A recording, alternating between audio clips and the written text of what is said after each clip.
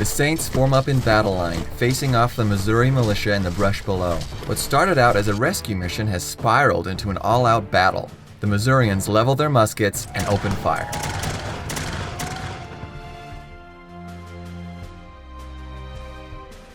It's the height of the Missouri War of 1838.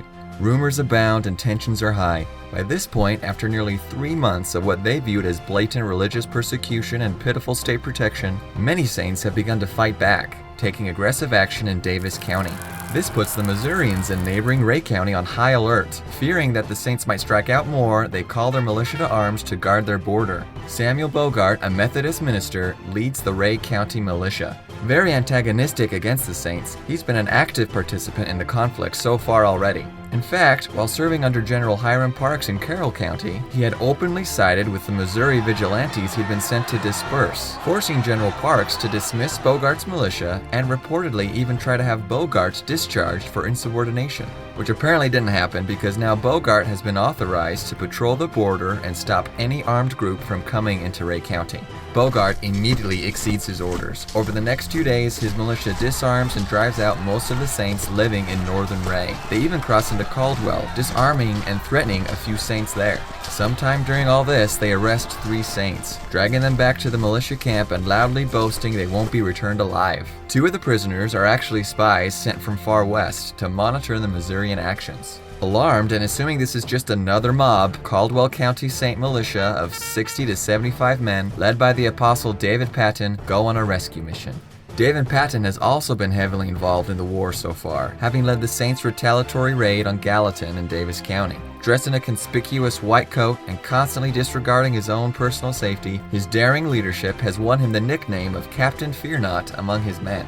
Traveling immediately through the night, the hope is to surprise the Missourians and save the prisoners without bloodshed. After all, when the Saints had shown up in force at Gallatin, the Missourians had fled without a fight. Perhaps David Patton is hoping they do so again this time. Unfortunately, Bogart's men are on high alert and ready for an attack.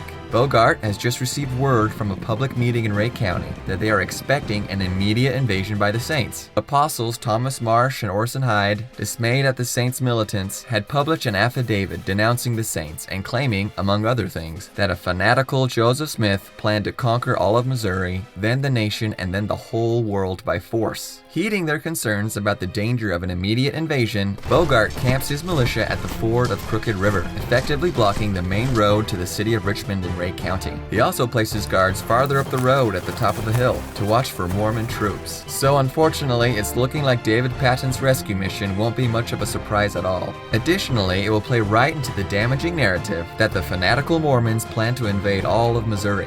Now, a quick word on how these militia units looked. Dressed in their warm wool coats, the majority each carried a rifle or musket, plus some side weapon for close quarter fighting. These were most often corn or tobacco knives, much like the modern machete. Of course, this could vary from man to man depending on what he had access to. Alright, back to the story. As the Saints get close to the Missouri camp, they dismount a distance away and all approach on foot. Perhaps a more cautious commander would have sent scouts ahead to help plan their next move, but as it is, the entire force starts walking toward the camp in the dark. They crest the hill and stumble into the 2 Missouri sentries. After a tense exchange of words, one of the sentries shoots blindly into the crowd and hits the Saints' guide, Patrick O'Banion, who will die the next day from the wound.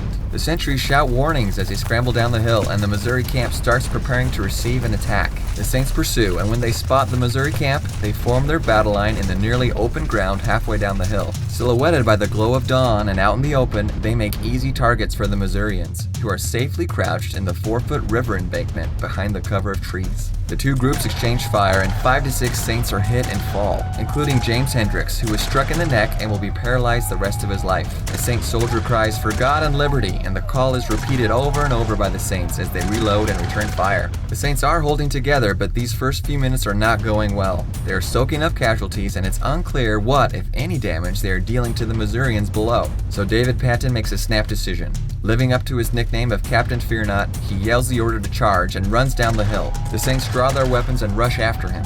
Patton is shot point blank and falls, but the Saints press on into the Missouri line, which quickly breaks as most of them immediately flee across the river. Nasty close quarter fighting ensues with those that remain, and the rest of the Missourians are soon routed. One Missourian in particular, Samuel Tarwater, is severely cut and beaten.